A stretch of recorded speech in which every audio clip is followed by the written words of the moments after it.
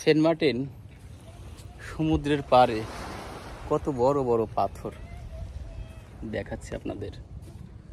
মানে এত বড় বড় পাথর, আসলে প্রত্যেকটা সাগরের সীমান্ত এলাকায় এইরকম পাথর দিয়ে আল্লাহ এই ভূমিটাকে সেভ করেছেন, যেন ঢেউয়ের আঘাতে জমিনটা ভেঙে সাগরে বিলীন হয়ে না যায়।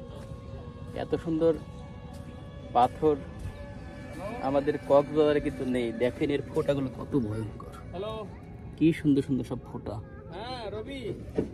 একদম অসাধারণ। এই জন্য একটা পাহাড়ের উপরে চলে এসেছি।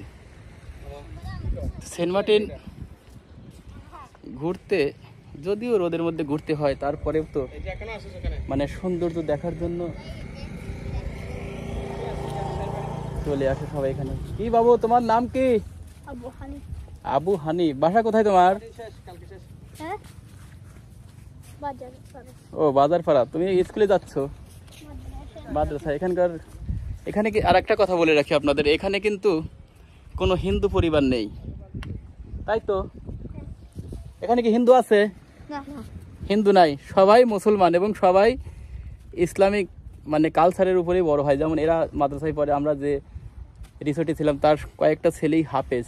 সবাই ধর্মকে এত মনে প্রাণে বিশ্বাস করে বা ভালোবাসে, একজন মুসলমানের যা থাকা দরকার তার সবই এদের এই সেন্ট মার্টিনের মানুষের মধ্যে আছে। আমার এপাশে বাংলাদেশ নৌবাহিনী অফিসারদের বাসভবন, আর আমার ওই পাশেই ওই সমুদ্রের উপরে দেখা যাচ্ছে যে নৌবাহিনীর জাহাজ, ওখানে আছে কোস্টগার্ড আর একটা জাহাজ, মানে দুইটা জাহাজ পিটিয়ে রাখা আছে। আর আমি পাথরের দৃশ্যগুলো ভিডিও করছি আপনাদের দেখানোর জন্য। কি সুন্দর করে পানি চলে যাচ্ছে এখান দিয়ে।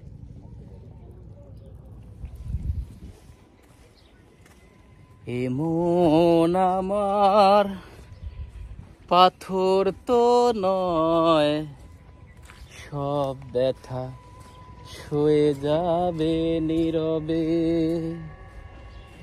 এমন আমার পাথর তো নয়, সব ব্যথা সয়ে যাবে নীরবে।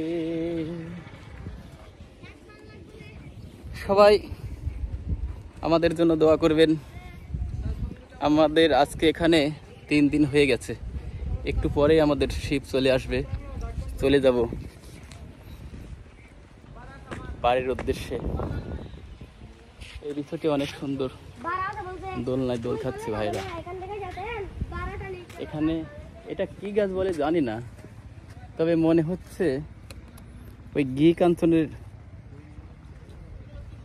বা যাও বন, কি বন বলে জানি না। এই গাছের গোড়াটা দেখাচ্ছি, কি সুন্দর।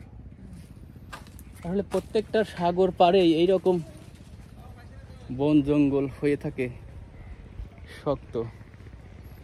তো আমার সামনে কোস্টগার্ড বাহিনী আছে, তাদের সঙ্গে